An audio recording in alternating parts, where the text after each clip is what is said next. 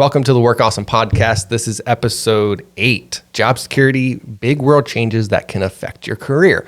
Today I have Mike and Elise with me. Elise has been on the podcast a couple of times now. Mike, you're new to the podcast, so welcome. We're talking about these kind of job security tips and things that might happen in the world. Obviously, the big one is the pandemic that affected a lot of people and a lot of people's jobs. Before we jump too much into the topic, let me just explain more about the description.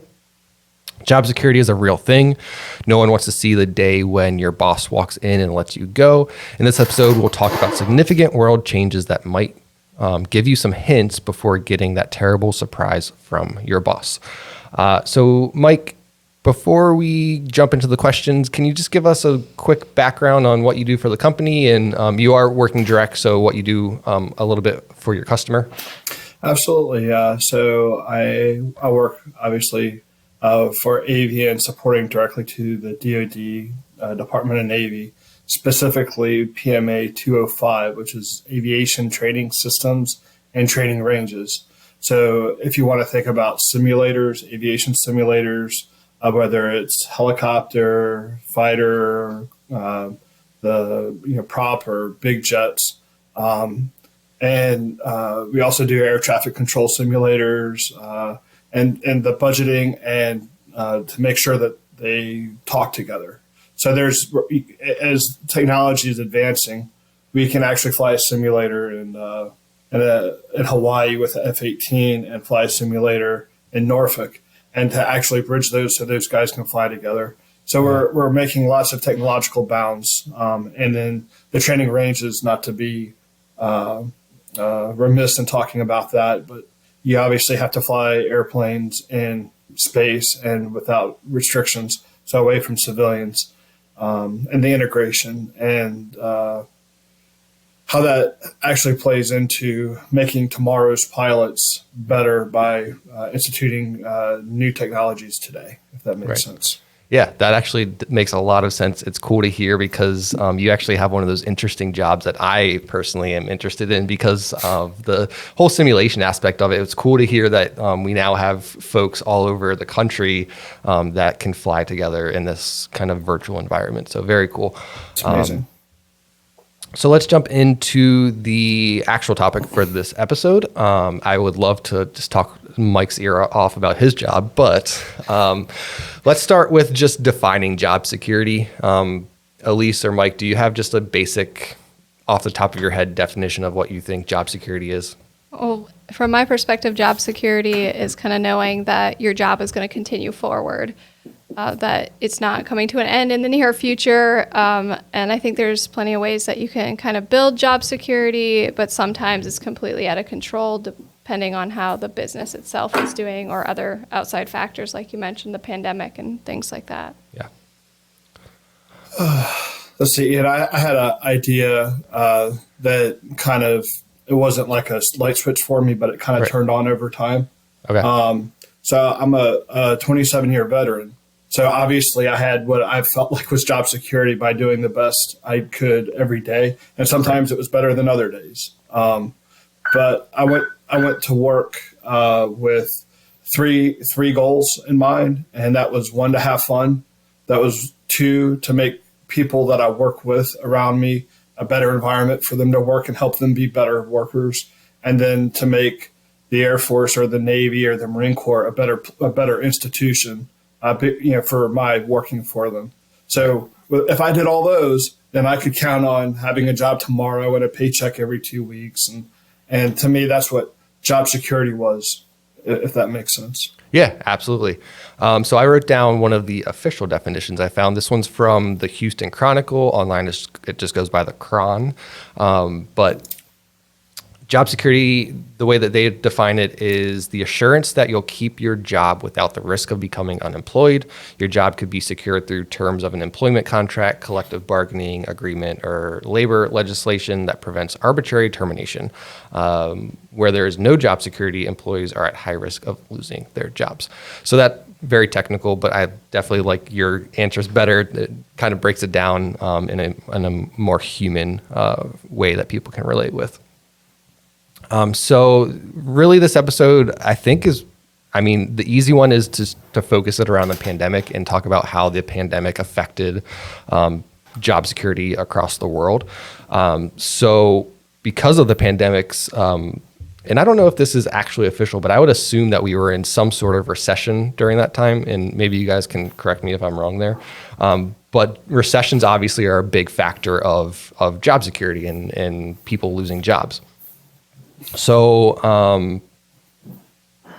I want to quickly talk about how a recession can affect your job. And let me just define a recession, I guess, first. So according to the National Bureau of Economic Research, it's a widespread and significant decline in economic activity lasting for a number of months. Instead of growing, the economy shrinks, bringing with it declining incomes, employment, industrial production, and retail sales. There's a lot more in that definition. Again, that one's from the Houston Chronicle.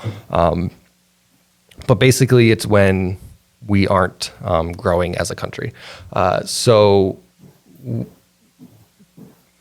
I guess the question here is how can a recession affect your job if you're not careful?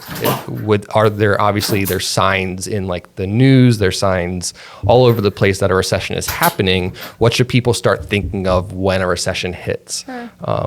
That is related to job I security. think the first step is to be prepared in advance because for this most recent recession, the folks that were losing their jobs didn't have control over it. A lot of retail stores just straight up had to close, and thus the employees had no job. So the most important thing to do is just financially prepare so that it's not as big a burden for you and your family. From what I was reading, typically you should prepare by having 3 to 6 months of savings built up that would cover all of your bills and expenses. So that would just give you enough time to get through your job loss, get your resume up and running, file for unemployment if you're eligible for that, and then get some time to apply for new positions. Yes. And Mike, I don't want to bring up any bad blood with past employees, but I know, or employers, but I know during the pandemic, you actually switched to work for AVIAN, which is actually, I think it's a really cool story. So if you don't mind sharing, please, I encourage that. But if you don't want to talk about it, that's fine too. You know what, Ian, I didn't know if I was a targeted guest tonight or today. And obviously my story is one of thousands of our nation and of our global economy and workforce. So my story, obviously I don't mind sharing that with all the viewers. I was talking about being in the military, and I did 2 branches over 27 years. I wasn't what you call a job hopping type of person, right? So I was pretty committed to my employer and growing our capabilities and making it a better place. Well, the time came when I retired, and I had applied I was a military aviator, so I wanted to be when I grew up, I wanted to be an airline pilot and finish the rest of my life flying in the blue skies, to beautiful tropical destinations and have half the month off and take my kids all over the world and blah, blah, blah.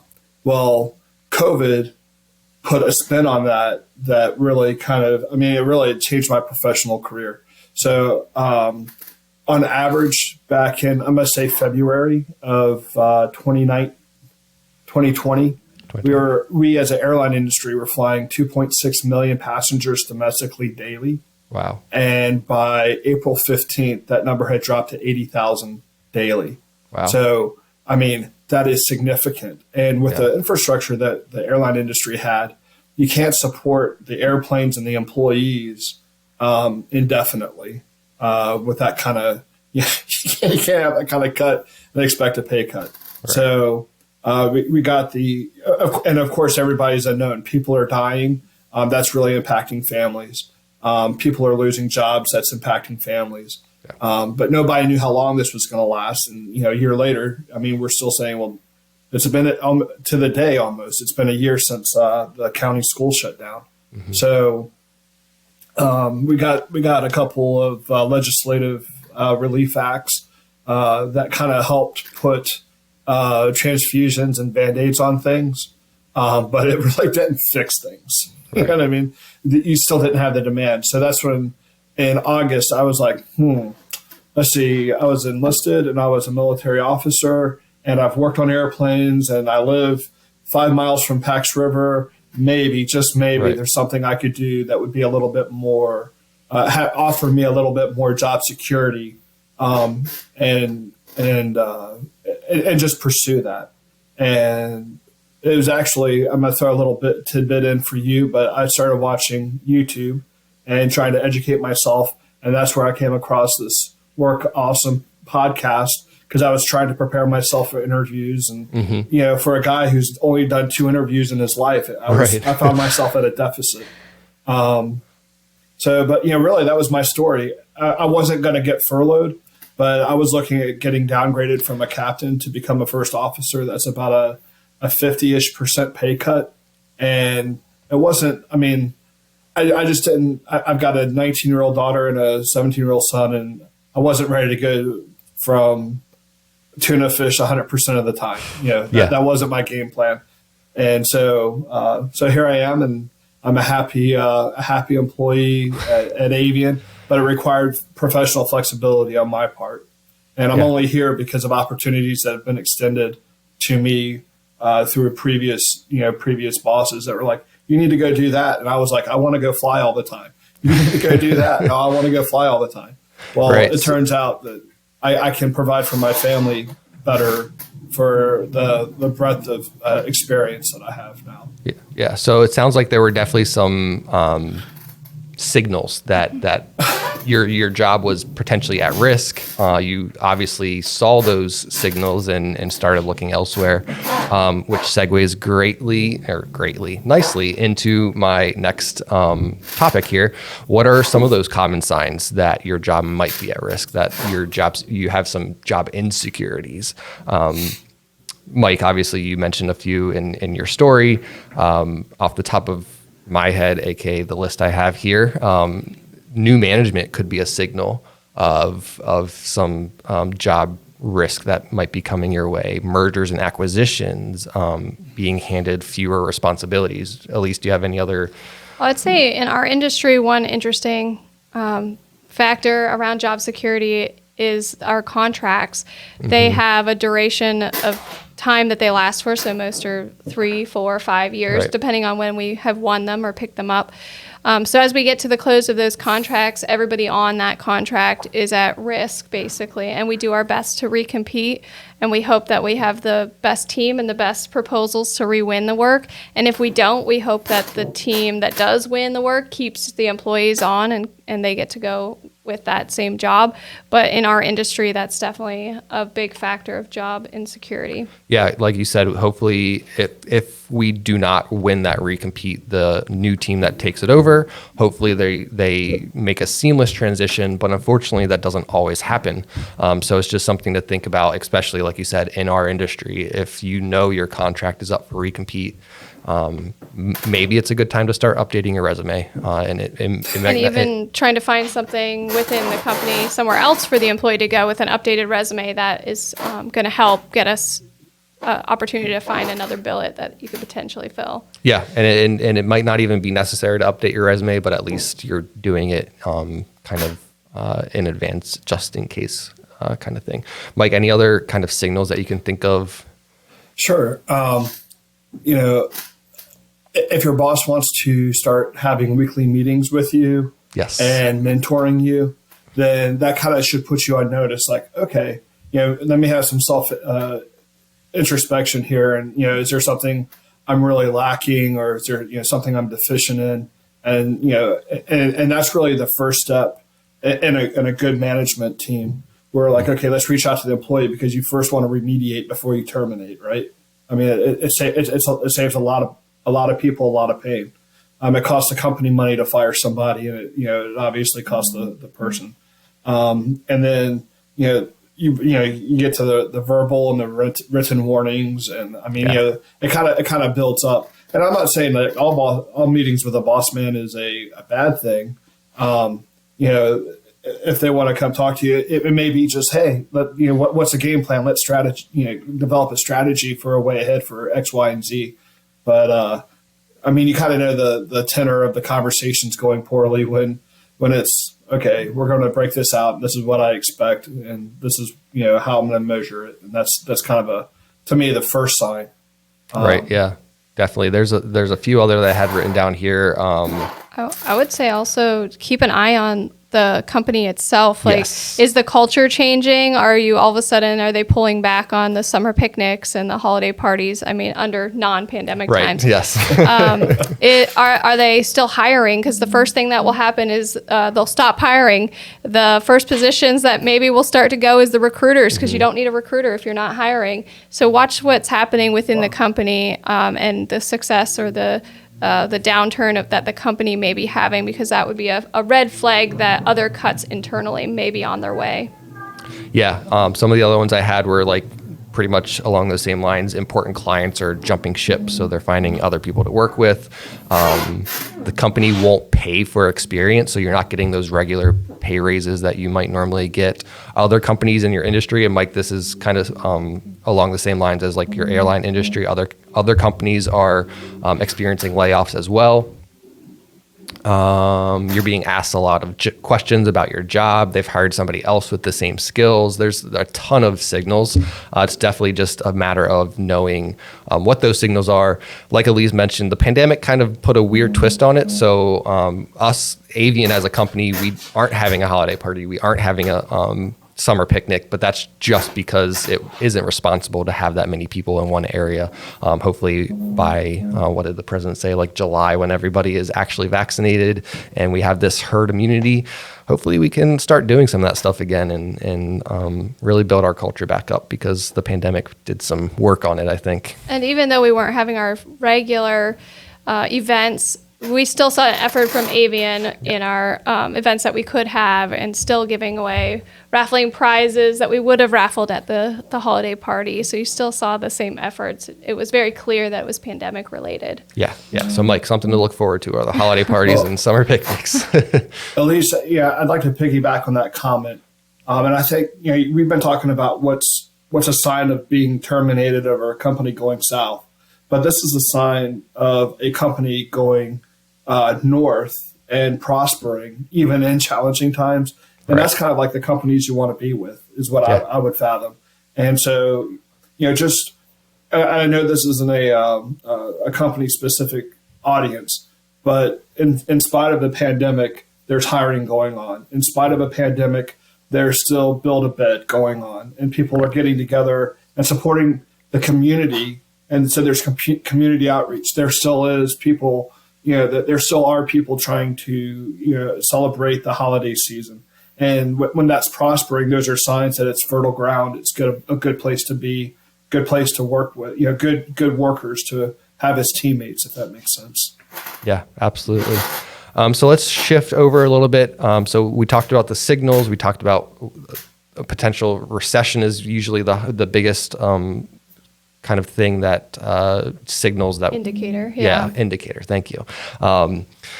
What should you do if you are laid off from your job? What are some of those first steps you take? I can start off with applying for unemployment. At least you talked about that a little bit already. Updating your resume.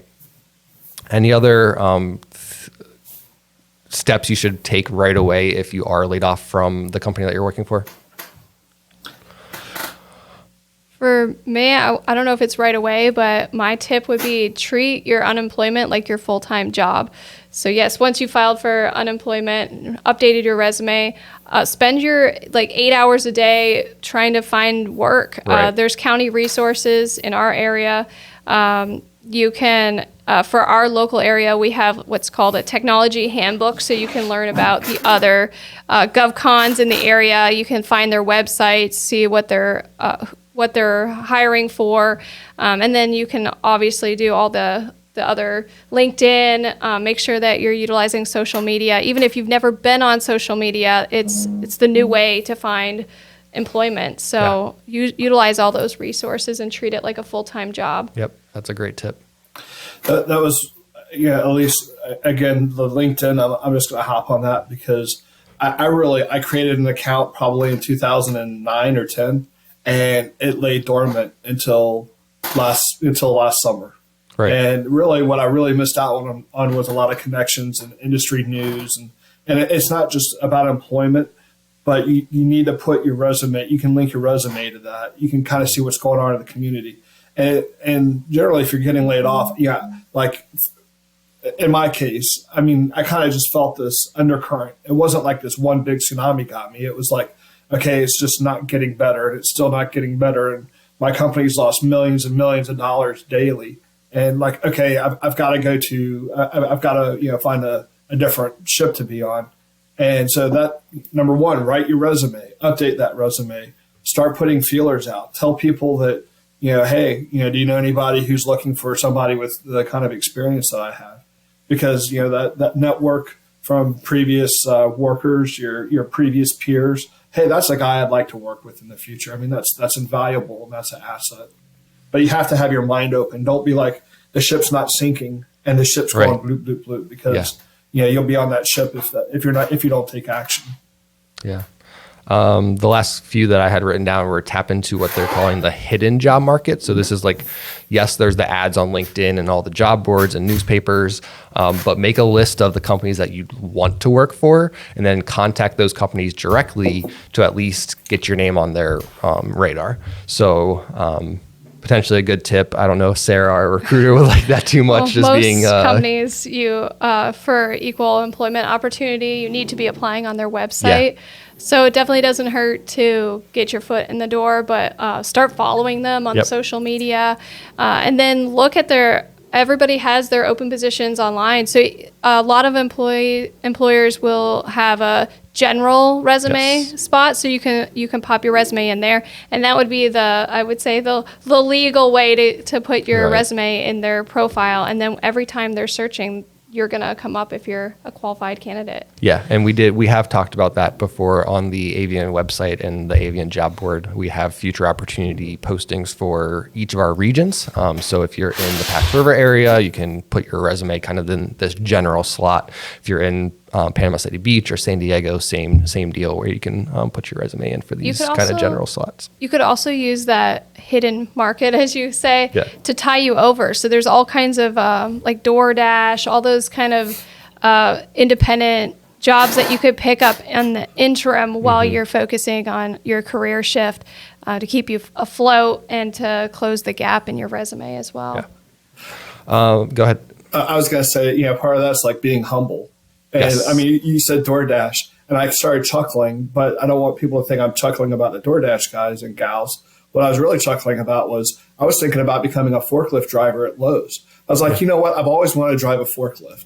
And if I can't find a job, I will drive that forklift and I will work at Lowe's and, I'll make do somehow. Yeah. And maybe I would work at Domino's and to be a forklift driver. But I figured that would be like a good respite and kind of like, okay, what am I really going to do? But I think, Elise, how are you going to use that time productively? If you're going to be unemployed, you've got to be unemployed productively, because you really don't want a 6-month, 12-month break. I mean, if you got a Band-Aid for 3 months, 6 months, 9 months, that's understandable as long as people are seeing improvement.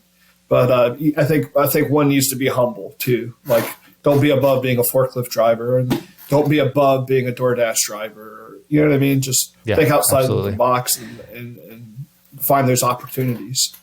If nothing else, it's going to give you a really good story when you start having interviews with recruiters.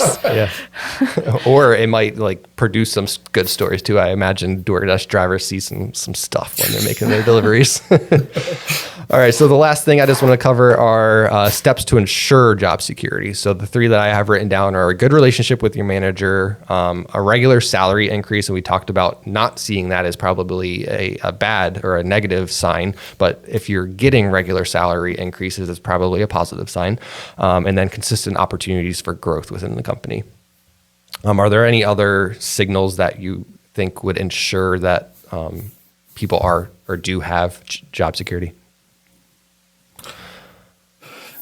I'll throw out if your employer comes to you with opportunities, like, hey, would you be interested in pursuing a certificate in ABC, whatever that is? And you're like, well, that's not really anything I really had on my radar scope. I had no internal drive or desire to do that. but my company and my boss wants me to do that. So let me exploit that. And that means the company's investing time in you. That's a good sign. If the company, is trying to grow you and grow your resume, they're not growing you for another company. They're growing you for organic growth within, and that's a good sign. So that's something to be aware of and also to take advantage of. I would say to show up to help secure yourself in your position. So if there's opportunities to volunteer or there's opportunities to participate in after-hour events, all those things build relationships. And even if your job comes to an end unexpectedly because of a pandemic or something, you've now built those relationships that could connect you to other positions, and make sure that you're not burning any bridges. So if you are let go and you are upset about it, try not to burn any bridges on your way out, because again, those connections are so important in securing future employment. Yeah, and along the same lines, you never know who's going to stick your neck out for you. So there could be, like you're saying, other opportunities within the company, other opportunities at other companies, but somebody, if you're making those connections, is going to be much more willing to help you out if they feel like they should or need to. All right, so I'm going to wrap it up here. We're right about 30 minutes, so right on time.